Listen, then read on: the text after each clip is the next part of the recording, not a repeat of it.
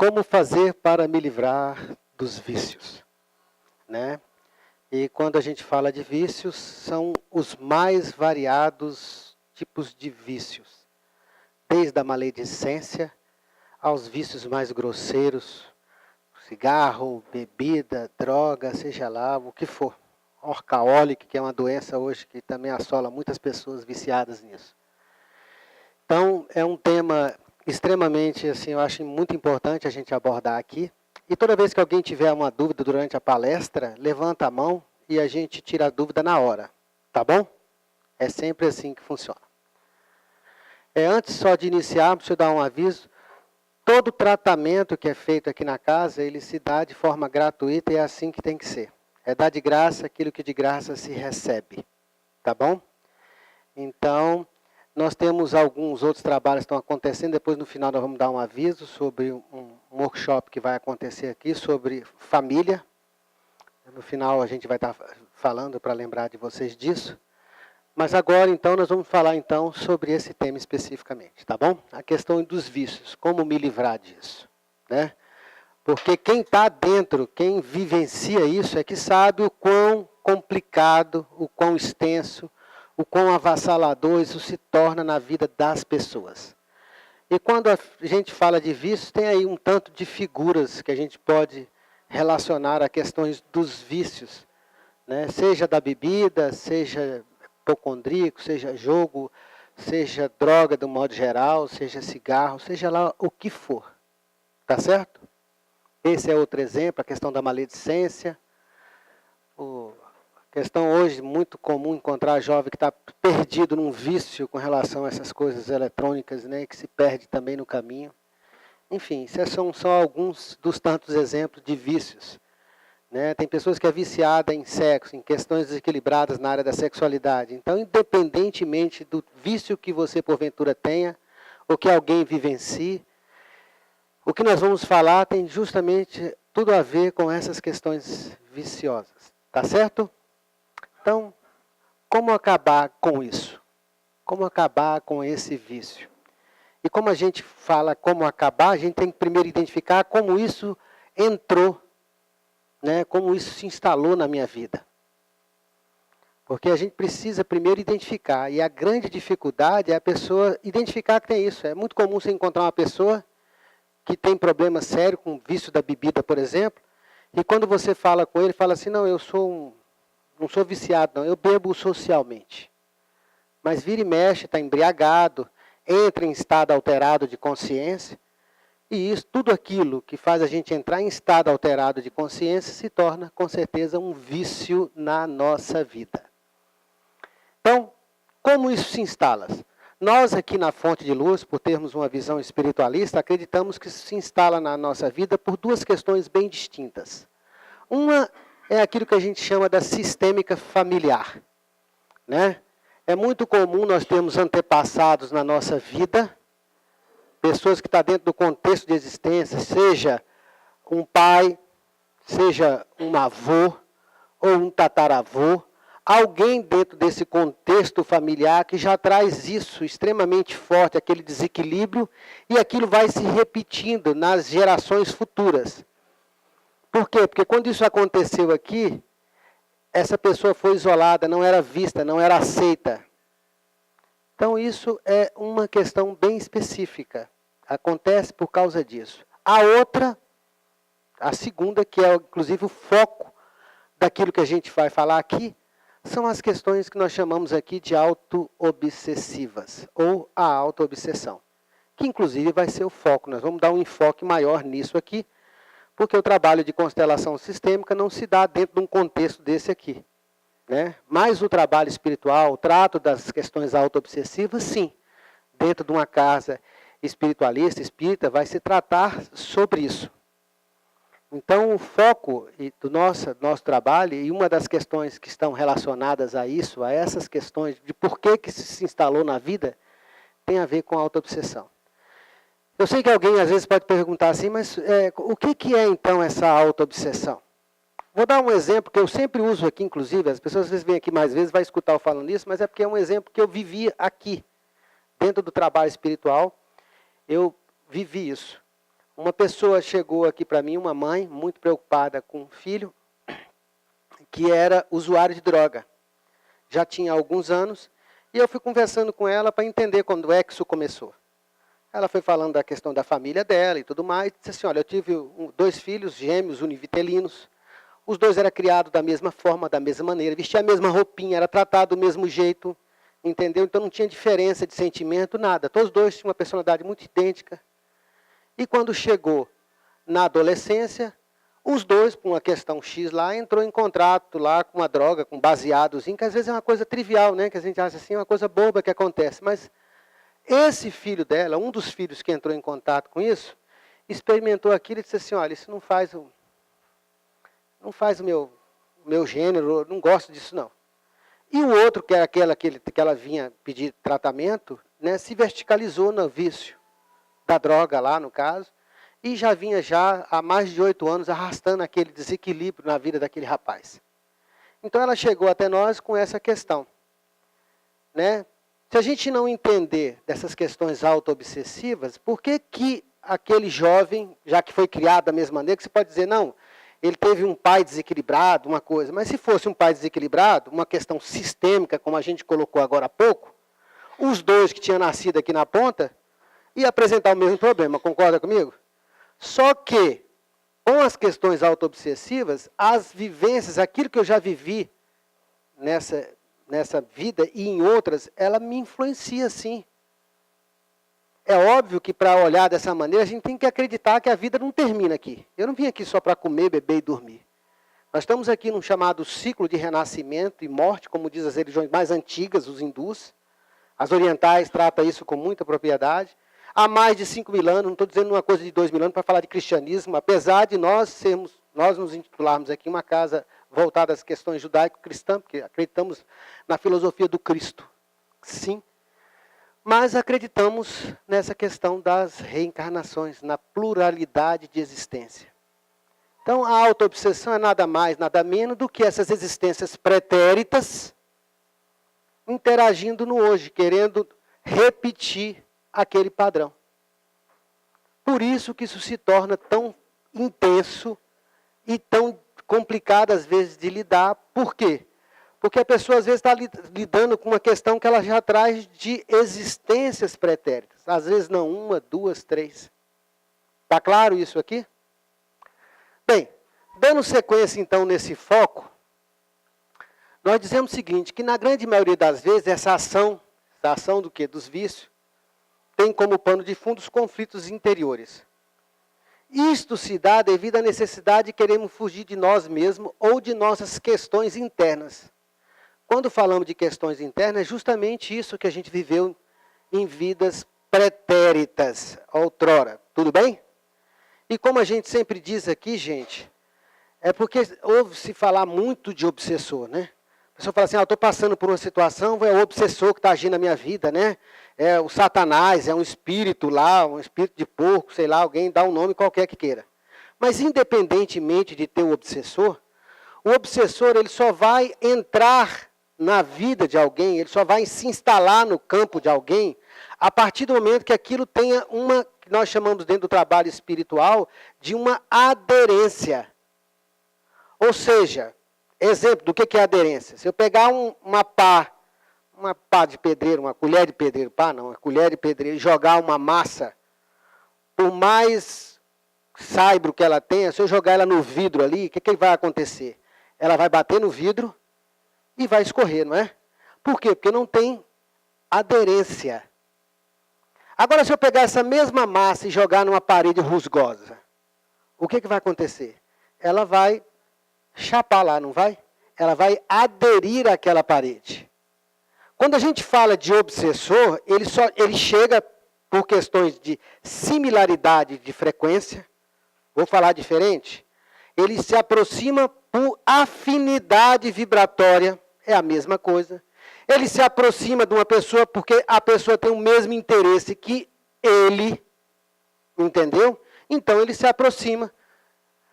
Se tiver aderência, vai colar lá.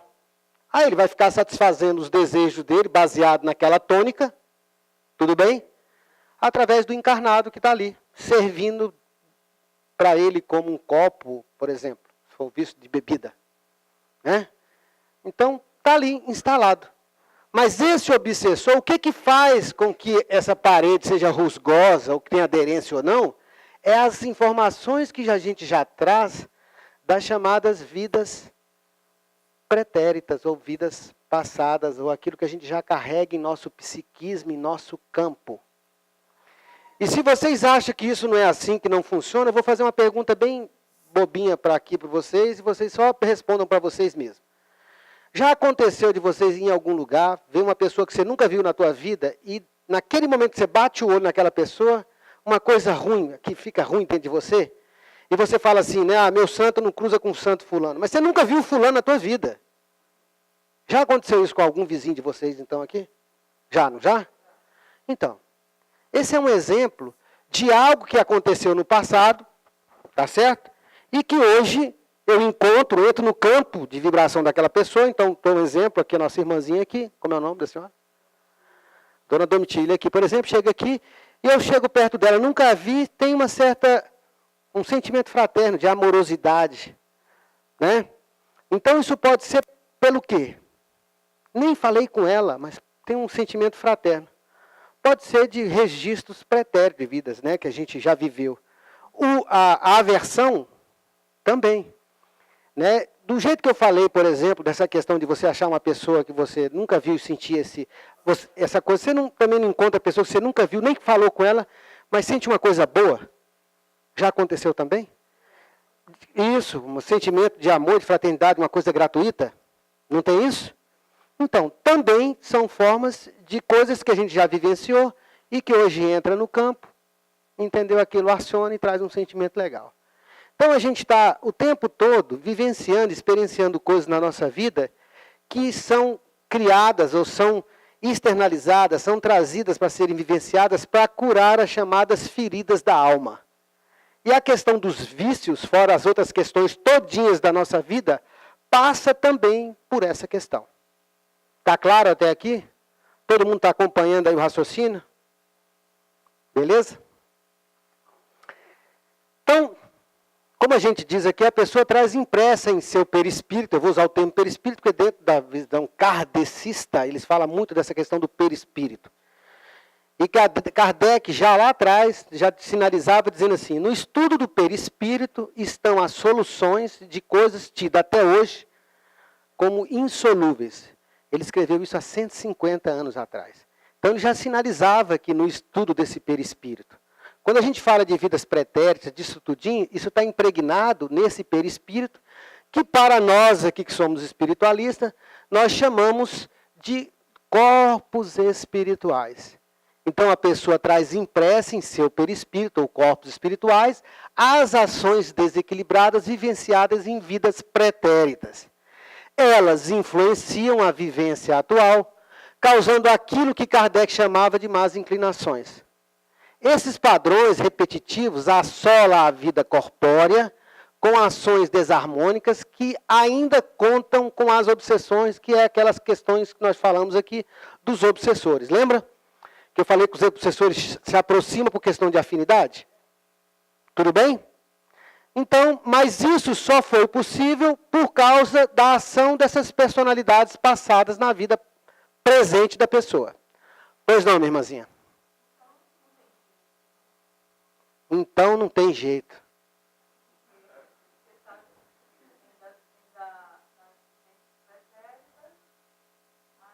Aí não tem jeito. Elas influenciam, ó. Significa que, quer dizer que se alguém chegar para você e falar assim, olha, bota uma faca no pescoço e enfia. Você vai fazer isso? Então a gente sofre sim essas influências, olha aqui, a palavra foi sinalizada justamente para isso, sofremos a influência. O que vai determinar aquilo que eu vou fazer com essas influências é aquilo que eu trago na questão da ética e da moral. E quando eu falo da moral, não estou falando daquela moral, entendeu? Sim, aquela coisa. Não, estou falando da moral interna, que é uma coisa muito complicada. A ética é outra. Por quê? Porque às vezes o que é correto para mim, para a nossa irmã aqui, pode não ser correto. Agora, os princípios da moral, ele está fundado em determinados fundamentos a serem baseados no quê, gente? No quê? Nas leis que regem cada nação, cada grupo, não é isso? Aqui no Brasil, por exemplo, tem as leis que regem, por exemplo, a questão dos relacionamentos. Eu não posso ter 2 mulheres, correto? Eu tenho que ter uma mulher. Mas tem alguns países do Oriente que você pode ter, a depender do seu poder aquisitivo, você pode ter 2, 3, pode ter um harém de mulheres, não é verdade? Mas a chamada lei, a moral aqui é qual? Que você tenha uma companheira, um companheiro, independente. Eu não estou entrando no mérito de julgamento de, o homem tem que ser com mulher, mulher com homem. Gente, sentimento, entendeu? É uma coisa, e isso está em constante mudança. Então a gente tem que aprender a olhar para isso sem julgar. Tudo bem? Pois não.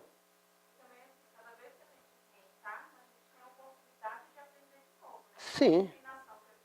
Uma má inclinação que eu tinha numa vida pretérita, nessa vida, de acordo com o meu ambiente, com a minha família, com a educação que recebo, ela pode ser mudada. Isso. Ela pode ser, vamos dar um termo assim, ela pode ser transmutada, né? Vou usar um termo que o pessoal usa muito, transmutada, mas ela pode ser, na realidade, modificada. Então, assim, nem tudo é maktub na nossa vida. Maktub é um termo árabe que diz assim, nem tudo tem escrito. Tem pessoas que acham que é assim, não, eu vim nessa vida, eu tenho que sofrer. Eu vou viver a vida, entendeu? Sofrendo e reclamando da vida. A única moeda de quitação de karma, a única é o amor. Se é o amor, eu estou vivendo uma coisa ruim na minha vida e estou reclamando o tempo todo, isso é amor. Então eu vou ter que repetir, olha que coisa legal.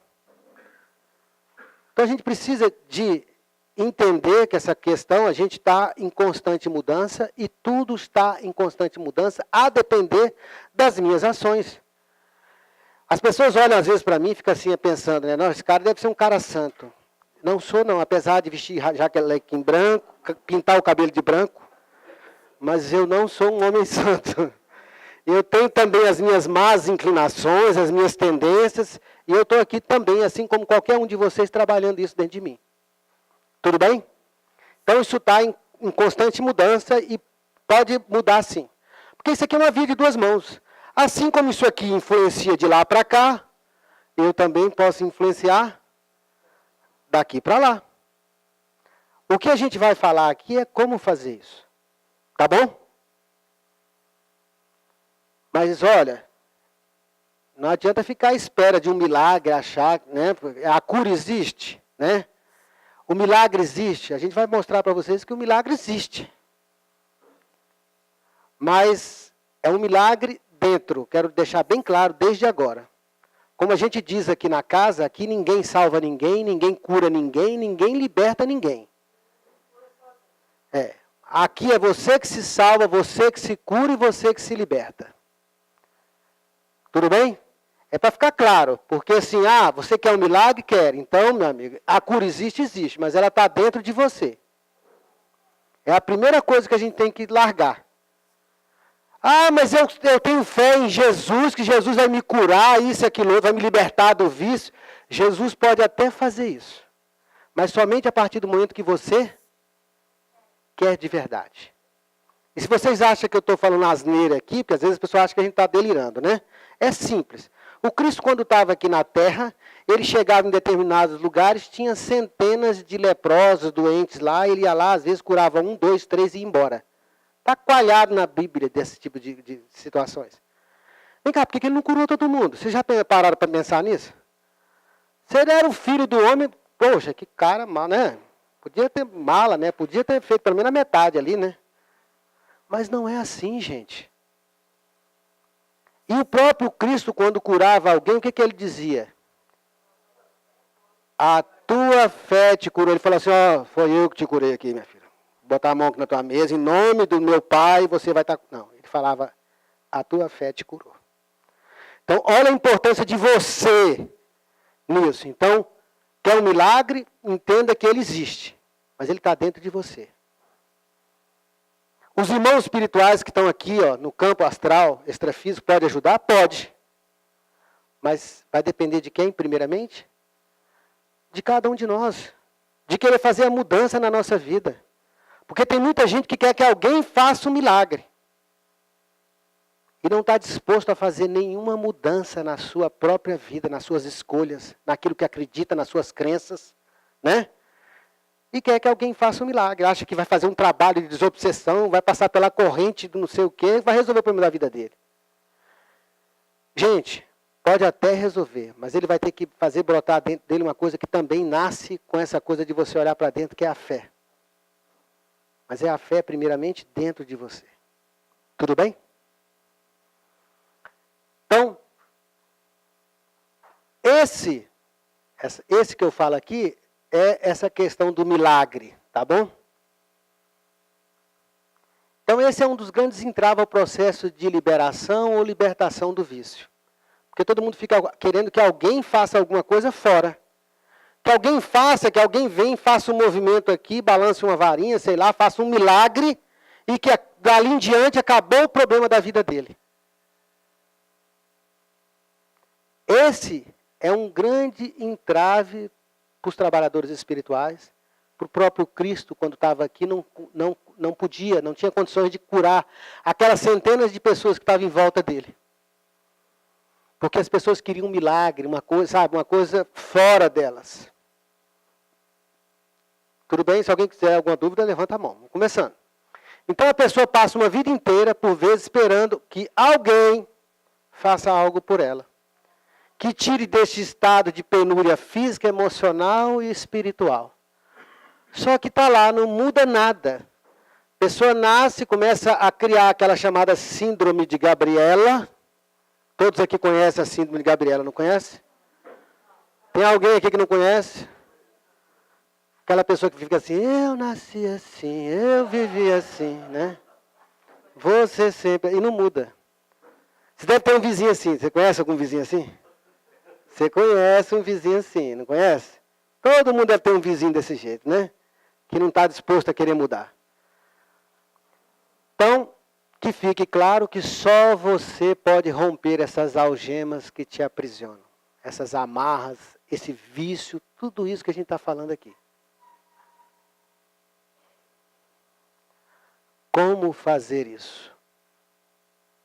Então, vamos lá. O primeiro passo passa por reconhecer. E reconhecer é olhar para si primeiro, perceber que tem um problema. Porque é igual eu estava falando aqui no início, tem pessoas que têm uma situação dessa e falam assim, não, eu não sou viciado, não. Eu não tenho um vício, não. Eu gosto de dar também outro exemplo, de um exemplo que teve aqui comigo, do jovem que veio aqui, né, por acaso foi eu que estava fazendo entrevista no dia junto com os irmãos, e ele veio e sentou perto de mim, disse que estava ali porque alguém tinha trazido, e estava dizendo que ele tinha um problema, mas ele não achava isso que era problema na vida dele, não. E ficou dando volta, e qual é o problema então, meu irmão? Né? Porque acho que a gente vai estar ali para adivinhar, né? Olhar para ele e dizer, você tem isso, tem aquilo. Né? E aqui a bola de cristal nós quebramos na reencarnação passada. Fez mal, sabe? Então eu perguntei, ele falou, não, esse negócio é o seguinte, eu de vez em quando fumo um baseadozinho. Uma maconhazinha. Aí eu falei assim, então a questão sua é vício com relação à maconha. Você quer se ver livre disso? Não, eu não quero ver livre não, porque isso não é um vício. Eu posso largar na hora que eu quiser. Falei, então tá ótimo. Qual a outra questão, meu irmão? Aí ele escorreu lá de outras coisas, não sei o que lá. Então vamos fazer um tratamento para as outras coisas. Já que o vício não é problema, então tranquilo, né? Tá tranquilo. Falou de outras questões. E eu fui passar um tratamento, então, para aquelas outras questões dele, que ele tinha colocado. Aí eu falei para ele, você vai ter que vir aqui algumas quartas-feiras para fazer um tratamento. Vim aqui X quartas-feiras, né? Expliquei como é que ia ser o tratamento, mas tem uma coisinha. Durante as semanas que você estiver fazendo o tratamento aqui, você vai evitar, ou vai evitar não vai fazer uso, né, da maconha. Você não é viciado, então não tem problema.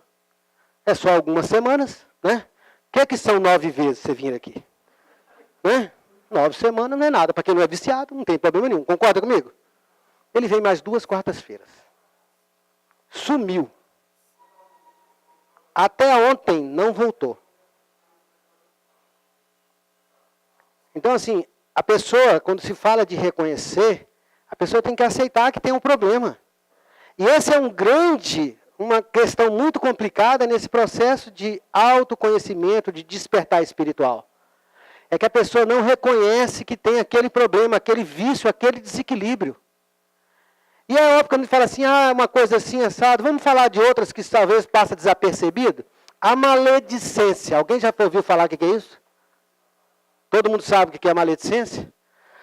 Maledicência é fofoca. Vovozinha aqui sabe, né? É bom lembrar disso. Né? Então, a fofoca é você falar de um terceiro sem que esse terceiro esteja presente. Né? Maledicência. Tem pessoa que é viciada nisso. Né? Outro vício, que às vezes a pessoa acha que não é vício, a pessoa que é hipocondríaca, já ouviu falar disso também? Toma remédio sem precisar, então é vício. Alimentação, tem gente que tem vício, né? Questão voltada para alimentação. Tem pessoas que têm vício, deixa eu ver se tem criança aqui, não tem não? Você é novinho, mas se passa. Tem pessoas que têm vício na área da sexualidade, tem uma questão sexual extremamente exacerbada e aquilo vira um transtorno na vida dela. Já ouviu falar de alguém assim, com essas questões? Então e tem muitas dessas pessoas que não reconhecem nem que tem um problema. Então a pessoa, o primeiro passo é reconhecer. Ei, eu tenho isso. Não precisa falar para ninguém não precisa botar no correio. Né? É só ela olhar para ela mesma e falar assim, né? Eu tenho esse problema. Eu aceito que eu tenho isso. Que é o segundo passo. Aceitar o ponto onde se encontra. Eu ainda tenho tal vício. E tem um lema lá dos alcoólicos anônimos, vocês sabem qual é? É um dia de cada vez. Então, eu ainda tenho isso. Eu aceito ainda hoje. Pode ser que amanhã eu já não tenha isso, mas hoje eu ainda tenho tal desequilíbrio. Eu aceito isso. Então, reconhecer e aceitar. Tudo bem? Porque senão, se a gente não aceita, sabe o que acontece? A pessoa fica num círculo vicioso de culpa. E esse é um problema que a pessoa fica uma eternidade na culpa, reconhece, aceita e não aceita direito, culpa. Volta, reconhece, culpa. Reconhece e fica nesse ciclo vicioso. Se punindo, autopunindo. Né? E é óbvio, gente, toda questão de vício vai trazer um desequilíbrio para o contexto espiritual da família, não só dele. Né? É óbvio. Uma pessoa com desequilíbrio, seja lá com que tipo de vício for, vai trazer com certeza uma consequência para o grupo familiar também. Entendeu? Vai trazer um desequilíbrio também. Então, o segundo passo é a aceitação do ponto em que se encontra. E o terceiro passo é ressignificar isso. Talvez para alguns aqui, que talvez não entendam o que significa ressignificar. Quando a gente fala de ressignificar, é ressignificar essa situação dentro de você. Vou falar com mais clareza sobre esse ponto aqui, porque aqui é que está o ponto da mudança. Como eu disse, são 3 fases. Vamos lá, gente. Primeira, segunda e o terceiro. Vamos ver o que é mais detalhadamente, o que é ressignificar isso na nossa vida. Tá bom? Então vamos esmiuçar esse ressignificar, que na realidade significa o seguinte, é fazer diferente. Criar novos hábitos, mudar a lente, mudar a realidade e, claro, como a gente sempre coloca aqui, tudo está dentro, é de dentro para fora. E isso passa invariavelmente pela autoobservação. Ou, como a gente diz aqui, aprender a viver no agora. Em outras palavras, autoconhecimento. O Cristo já dizia, conhecereis a verdade e ela liberta. Gente, quando a gente fala de ressignificar, é fazer escolhas diferentes daquela que eu estou fazendo. Outro dia eu estava falando isso com uma pessoa que tinha uma questão de vício. Aí eu falei para ela sobre isso aqui mesmo. Olha, você precisa de ressignificar isso na sua vida. E ele não entendia o que era se ressignificar. Aí eu falei assim, olha, você tem que fazer as coisas diferentes. Fazer, criar novos hábitos, mudar a lente é você olhar para essas coisas de maneira diferente. Mudar essa realidade. E aí ele me disse numa única frase, quase de supetão, eu não consigo. Eu não dou conta. É difícil. E eu, na hora que ele falou essa palavra, é difícil, eu falei, tu é engenheiro? Ele disse, não. Trabalho com informática, então não é difícil, porque difícil é coisa para engenheiro, né? Que vai construir edifício, alguma coisa assim. Então, vamos parar por aí, porque se você acreditar que você não tem condições de fazer a mudança, esquece, ninguém vai fazer isso por você. Às vezes você tem que passar uma vida inteira, 2, 3 reencarnações, 3 vidas, para despertar para uma realidade maior, uma realidade diferente. Às vezes é necessário. Agora, eu preciso passar por isso? Não necessariamente. E aí é que está justamente o pulo do gato nessa questão do ressignificar. Como é que eu ressignifico isso na minha vida? Para não ficar repetindo esses padrões doentios. Como? Vivendo no presente. Vou explicar isso mais claro. Né? O que é viver no presente? O que é viver no agora? Tá? É aprender a viver sentindo, sair do piloto automático da vida, perceber as situações chegando e fazer as escolhas mais conscientes. É compreender que você tem o poder como co-criador da sua existência, como pequeno Deus. Você tem o poder de fazer a mudança. Aí eu sei que alguém pode perguntar, porque quando eu falei isso para essa pessoa, ele falou assim, mas eu ainda continuo não entendendo. Aí eu fui explicar.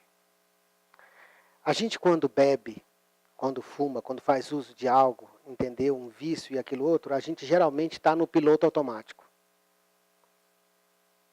O piloto automático, aquilo acontece quando você vê, você já fez.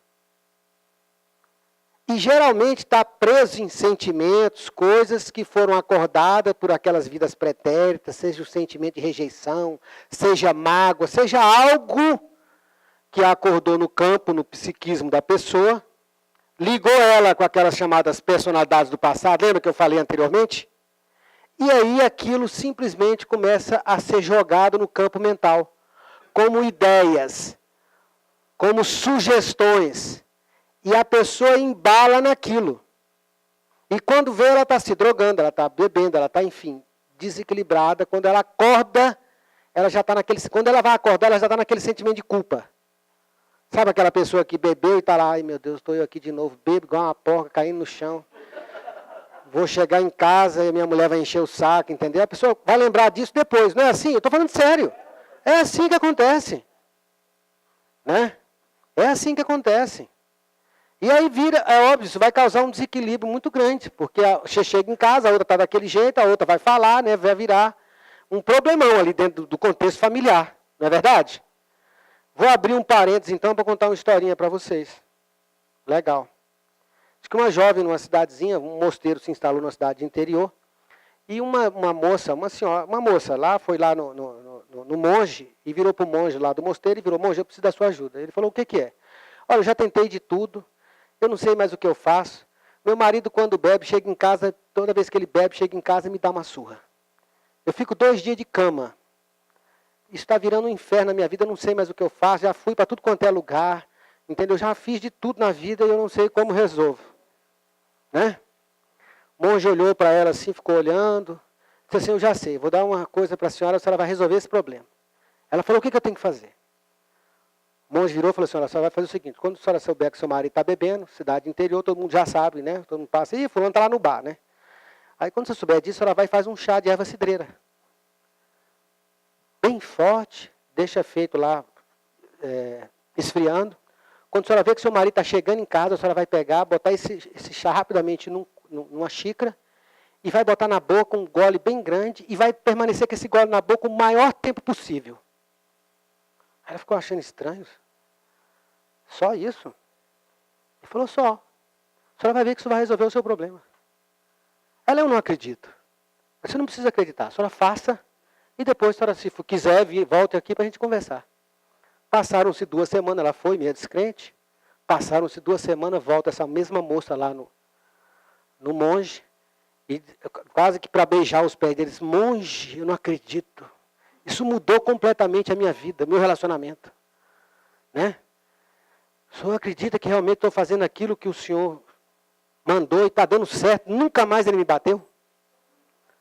Aí, então continue fazendo isso, minha irmãzinha. Né? Mandou ele embora. O discípulo do monge estava atrás, olhando aquele negócio, e disse assim, ô monge, juro por Deus que nem eu entendi essa daí. O que foi que o senhor fez? Tem alguma mágica nisso, alguma coisa? Eu disse, não. Quando ela botou o chá na boca, ficar o máximo de tempo, ela não conseguia falar. O marido chegava, não escutava nada. Se o homem perguntasse assim, tem comida? Ela só... Não reclamava, moral da história, o marido não batia nela. Gente, fazendo um requadro nisso, só para trazer para a nossa vida, o que acontece muitas vezes é que nós estamos embalados nas chamadas feridas, naquilo que nós trazemos nas nossas existências, nas nossas feridas da alma, e aí ficamos o tempo todo fora desse momento aqui que nós estamos vivendo. Eu costumo dizer isso para as pessoas que aqui vêm, que o momento mais importante, olha, isso aqui eu vou dizer olhando no rostinho de cada um de vocês aqui, o momento mais importante da vida de vocês é esse que vocês estão vivendo aqui agora. Esse é o momento mais importante da vida de vocês. Nesse momento é isso aqui.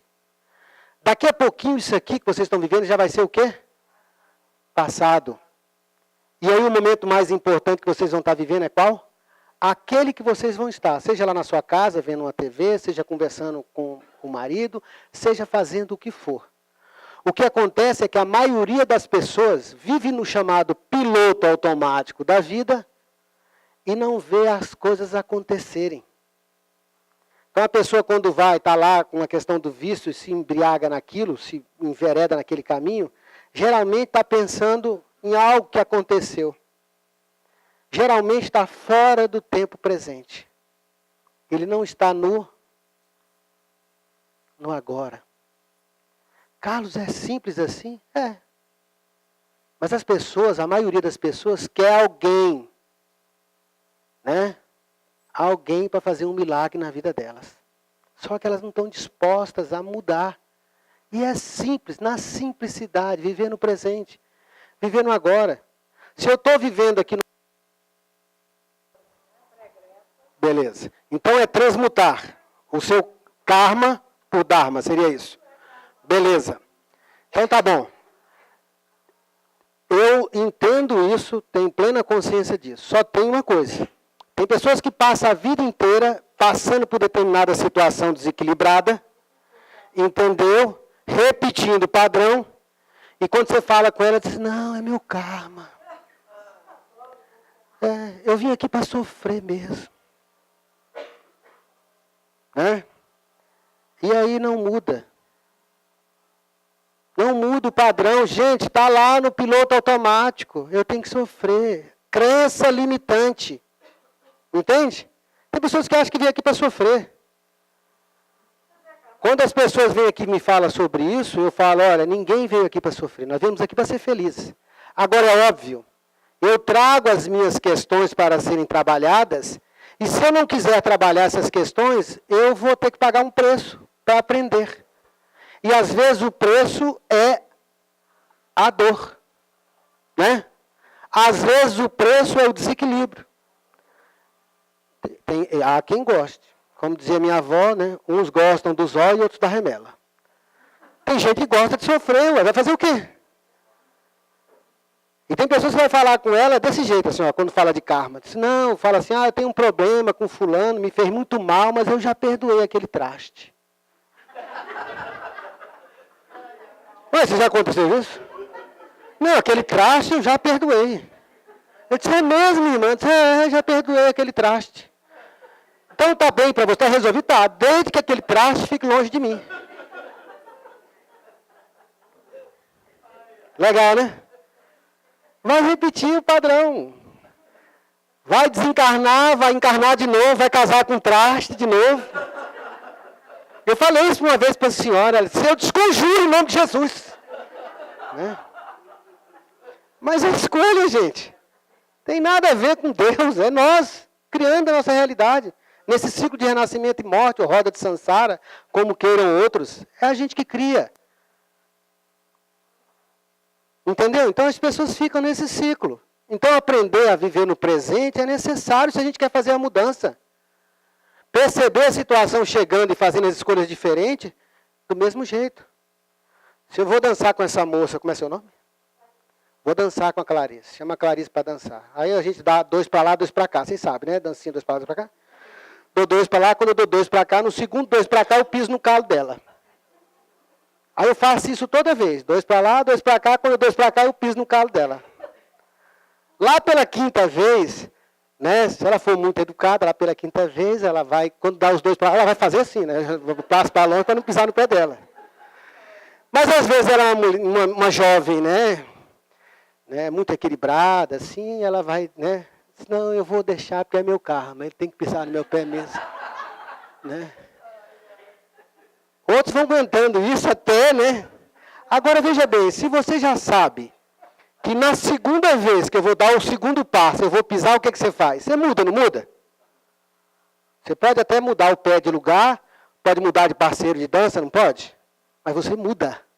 Isso é fazer uma escolha diferente. Então, se você tem uma questão de vício grosseiro, seja lá o desequilíbrio que for, seja relacionado a sexo, vocês sabem como é que isso age no campo mental de vocês, porque tudo começa dentro. E se começa dentro, começa no campo mental. E se começa no campo mental, então eu vou sentindo isso tudo antes. Então, como é que sai? Eu saio do trabalho, estou lá envolvido com aqueles meus problemas, não sei o que mais, aí eu penso em casa, aí aquele inferno que eu sei que já está, e eu estou lá já pensando naquele inferno está lá. Não, vou passar no boteco tomar uma. Lembra só de passar no boteco, não lembra nem que tomou a primeira. E assim vai as outras questões de vício, seja de que natureza for. Seja lá o desequilíbrio que for. A pessoa está olhando para o presente? Não, gente, ela está presa naquilo que ela traz, sabe? Naquelas recordações que ela tem dessa vida e às vezes de outras. E a mudança, ela acontece no presente. Quando a gente está ciente daquilo que está acontecendo na nossa vida. Fazendo as escolhas. Quando eu vejo, eu já estou com raiva, Carlos. Ora, essa raiva chega por quê? Porque uma pessoa me fez muito mal. Fiquei muito magoada, me machucou muito. E vira e mexe, isso vem no meu campo. Tá, você pode fazer a mudança? Pode. Você já sabe como é que isso começa? Não. Senhora, como é que isso começa? Você não está lá no teu trabalho, de repente aquilo aparece no teu campo mental como uma indução. Não é assim? É assim que acontece com todo mundo aqui, sem exceção. Então, se começa ali, eu estiver me observando, eu falo, opa, não vou embarcar nessa de novo, não, chega. Vou fazer o quê? Vou mudar a minha realidade, vou fazer diferente. Só que eu só consigo fazer isso quando eu estiver me observando. Estando na posição do eu observador, se vendo o tempo todo. Se não for assim, a gente entra no piloto automático e aí vira essa coisa que as pessoas vão vivendo. Aí acorda no dia, está naquela ressaca moral, né, da questão do desequilíbrio dela, se culpando, sentindo o cocô do mosquito que está em cima do cocô do cavalo, do bandido, que matou mais de 30. Entende como é que é? A pessoa sente a última pessoa do mundo. Mas não faz nada para mudar. Tá claro? Dúvida, gente? Vamos lá. Todo mundo vai olhando assim, ficando com os olhos arregalados. Eu não sei se estão assustados. Né? Eu estou falando mentira, não. Isso é verdade. Eu estou falando sério, gente. Pois não. Mas, assim, eu até concordo. Mas é uma questão muito difícil mesmo. Olha aí. Se a pessoa não... É difícil. Tu não é engenheira. Primeira pergunta. Você lembra que eu falei que ninguém se cura sozinho? Olha só. A gente pode buscar ajuda. Pode usar, seja aqui, seja na igreja evangélica, seja na igreja católica, seja onde for, no budismo, onde você for. Você que vai se curar. Você pode ter amigos ali do teu lado para te auxiliar nessa caminhada. Exemplo, eu estou aqui, não porque eu sou santo não, viu? Eu estou aqui falando de uma coisa para trazer um despertar para algumas das pessoas que estão aqui. O que eu estou falando aqui para alguns, está entrando por um ouvido e saindo por outro. Outros, talvez esteja olhando isso, se observando e pensando assim, meu Deus, né? E aí vai começando as elucubrações, está lá no passado. E eu falando aqui, a pessoa não está nem às vezes escutando a essência daquilo que eu estou falando. Então, assim, o processo de mudança, ele é complicado? Sim, é verdade. Ele é complicado. Agora, a gente está tendo o tempo todo starts na nossa vida. Seja Deus, seja Maria, seja lá aquilo que você acredita dentro da tua fé.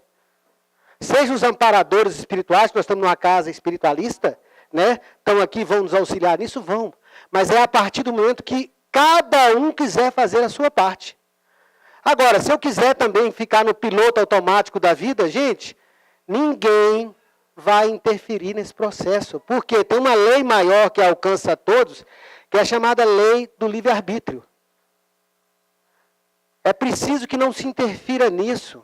E a gente vê isso, para quem lê livros espíritas, vê muitas vezes mães intercedendo aos mentores espirituais para ajudar um filho que está no umbral, que é uma zona de frequência ruim, para ajudar o filho que está chafurdado lá com desequilíbrio. O que eles falam? A gente não pode fazer nada, só orar por eles. Porque é preciso que ele queira. Não é diferente aqui, não é diferente dentro de uma igreja católica, evangélica, budista, seja lá qual for a linha. A partir do momento que a pessoa quer fazer realmente a mudança, vai despertar dentro dele uma fé e aí vai sim fazer a mudança. Então é nisso aqui que está a importância do ressignificar. Se você quer fazer a mudança, quer se ver livre, vamos voltando, vamos ressignificar. Significa fazer diferente, mudar de realidade e, como a gente sempre diz, é de dentro para fora.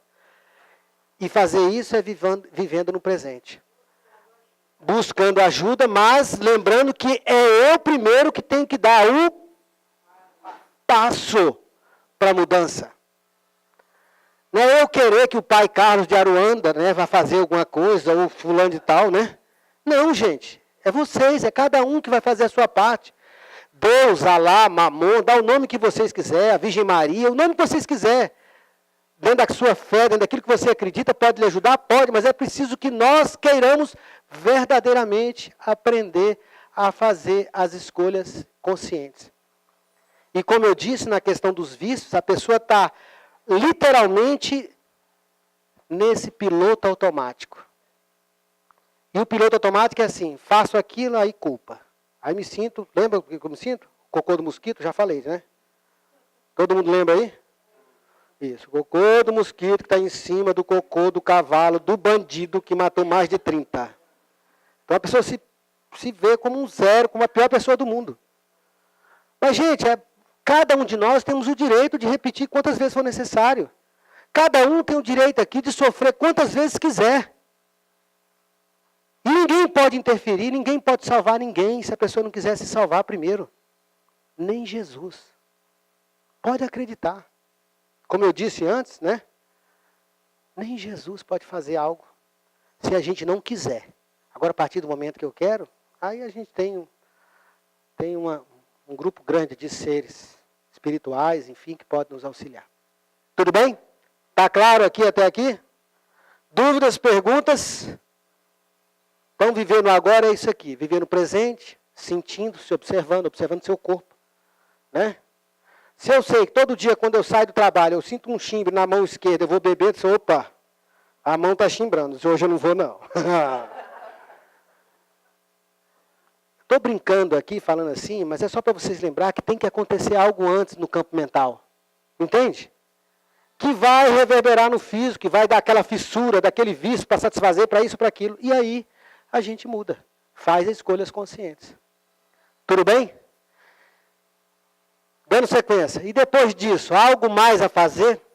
Então, veja bem, somente após, no caso nosso, do trabalho que nós fazemos aqui, somente após esse passo rumo à mudança interna, é que a equipe espiritual poderá agir no sentido de auxiliar a quem a porta bate, como diz lá na Bíblia.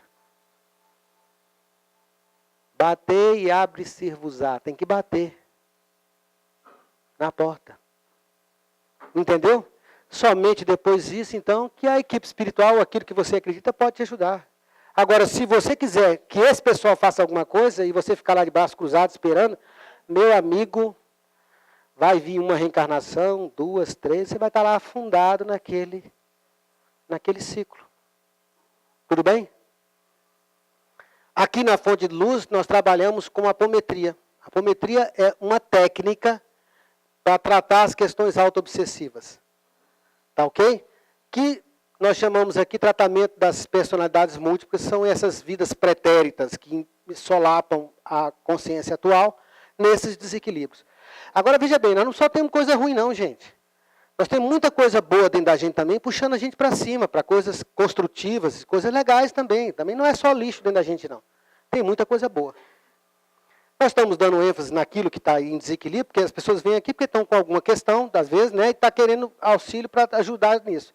Mas lembrando, somente após essa mudança interna que a equipe espiritual pode agir. E aqui na Fonte de Luz, trabalhando com essa técnica, a gente trata também essas chamadas personalidades múltiplas, né, que atuam no psiquismo do encarnado. Está claro o que é essas personalidades múltiplas? Está para todo mundo aqui? Tudo bem?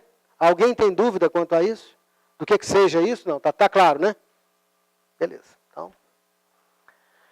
Então a apometria, ela auxilia muito para trazer um maior equilíbrio às consciências que atuam no psiquismo dos consulentes. De vocês que aqui vêm. E nós também, que eu também vim aqui, ó, não estou aqui em espírito não, corpo e carne. Tá? Trazendo harmonia ao campo mental e espiritual. Mas lembre-se, gente, o milagre da mudança está em suas mãos.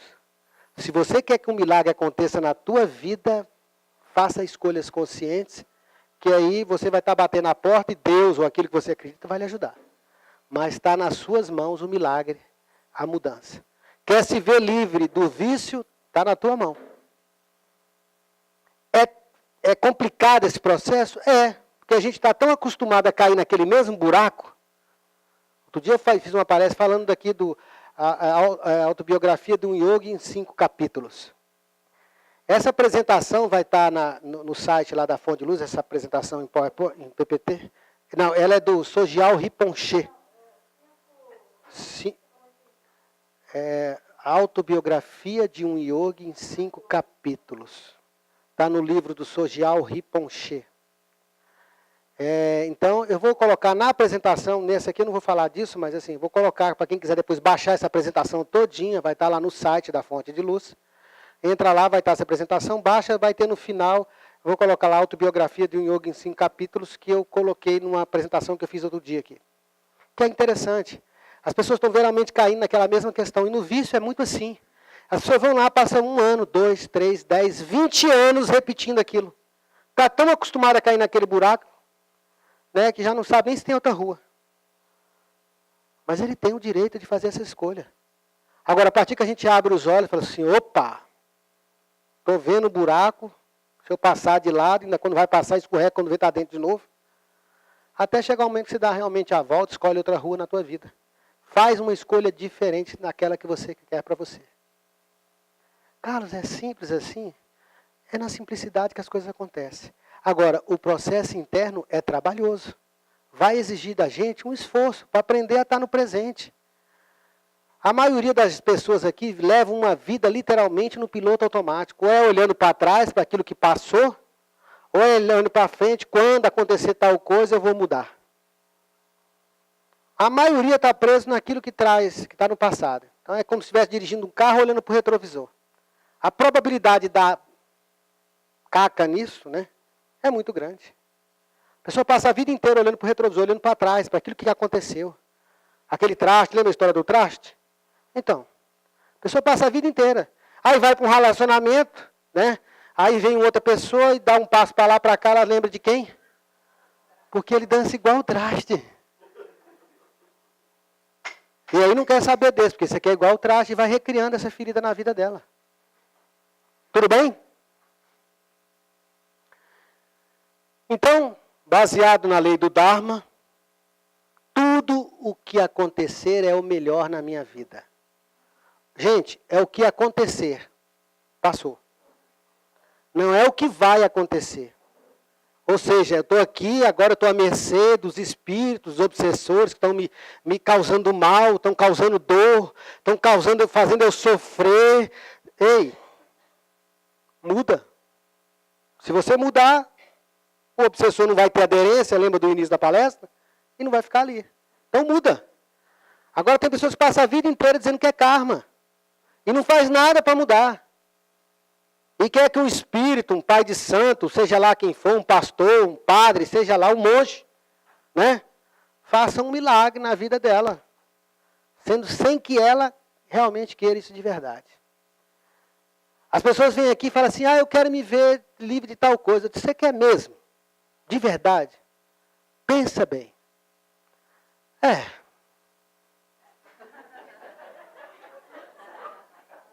Não sei, eu tenho que pensar melhor. É mais ou menos assim, as pessoas estão nessa vida, no vício, no desequilíbrio, é mais ou menos assim. Está no piloto automático. Você quer se ver livre disso? Não sei, eu estou tão acostumado com esse trem, né? Vai fazer até falta ficar sem. E aí a pessoa vai criar algo para fazer ela acordar. Esse algo vem como? Vem como uma enfermidade, um vício, um desequilíbrio, uma desarmonia. Vem de várias formas. Porque a dor é somente a medida necessária para a gente despertar. Despertar para uma realidade diferente. E olha aqui, Deus queira, posso estar enganado, mas não tem ninguém masoquista, tem aqui? Não, né? Olha um para o lado aí, um para o outro aí. Não, sério, olha um para um lado e para o outro. Olha no olho de cada um aí. Sério? Faz exercício. Olhou aí todo mundo, um para o lado e para o outro aí? Tem algum masoquista? Vocês viram algum masoquista aí? Viram? Gente, respondam. Tem masoquista aí? Então, gente, é escolha. Tá certo? Então, tudo que acontecer é o melhor na minha vida. Então, se tudo que acontecer, vamos parar de reclamar. Agradece. Aconteceu uma coisa ruim, agradece. Outro dia eu estava falando isso lá embaixo para o pessoal, falou assim, mas Carlos, e se você bate, né? Se uma pessoa vem e te faz uma coisa muito mal, muito ruim? Aí eu falo, como é que você faz então para agradecer isso? Eu fecho os dentes e falo assim, obrigado. Estou falando sério.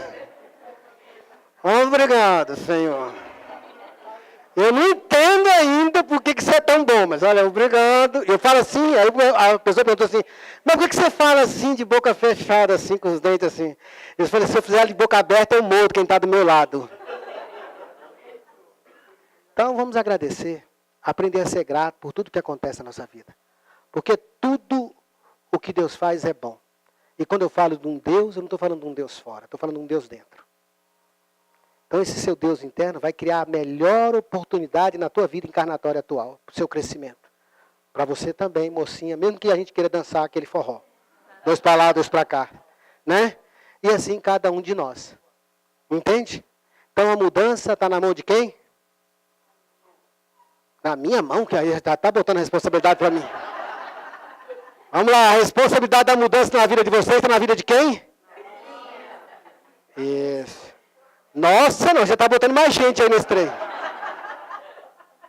É muito comum você encontrar a pessoa e falar assim, não, qual é o seu problema? Não, nós estamos achando tal coisa, assim, assim. Nós quem? Tem mais alguém aqui? Não, é você. Entendeu? Então a mudança quem faz é você. A equipe espiritual, isso mesmo. A equipe espiritual que está aqui no plano extrafísico pode nos auxiliar? Pode. Mas a partir do momento que eu quiser realmente fazer a mudança, aprender a ficar no agora, na presença, né? Porque aí eu vou acordar uma coisa que é imprescindível, que é a fé, aquela fé que move montanhas. Só que não é uma coisa fora, é dentro de você. Você vai ter a força que você precisa para fazer a mudança na tua vida. Sem depender de ninguém. Então, não existe uma noite que dure para sempre. Sempre existe um raiar de sol novo em nossas vidas pela manhã. Isso quer dizer o seguinte, não tem sofrimento que é eterno. Por mais sofrimento que você tenha na tua vida, seja em que área for, ele vai cessar um dia. Agora, pode ser que você tenha uma noite escura da alma, né? Essa noite aí demorou muito tempo. Mas você tem o direito de continuar dormindo. Você tem o direito de querer fechar os olhos para a realidade espiritual. Todo mundo aqui tem esse direito de continuar dormindo, achando que o problema é sempre o outro, que o problema está no outro, que o problema na minha vida é o outro. Você tem esse direito. A sua noite, com certeza, vai ser uma noite mais longa. É claro que vai ser mais longa. Mas, mesmo ela sendo longa, durando 2, 3 reencarnações de sofrimento, de desequilíbrio, pode ter certeza que em algum momento vai raiar um novo sol nas nossas vidas, uma nova manhã. Então não tem sofrimento que dure para sempre. Agora, querer abrir os olhos para essa realidade é trabalho de cada um. Tudo bem? Gratidão, tem aí a coisa. Eu vou botar aqui, antes disso aqui, na apresentação que eu vou colocar lá no site, a autobiografia de um yogi em 5 capítulos, para vocês lembrarem, entendeu, da questão do buraco lá, para vocês verem em que ponto vocês encontram na sua caminhada. Nesse processo de autoconhecimento. Ok? Então tá bom? Antes, eu vou fazer só a oração de encerramento, eu passo a palavra para a Udina para ela dar um aviso aqui, muito importante, de um workshop que vai acontecer aqui sobre família. Tá bom? Então eu vou pedir a todos vocês.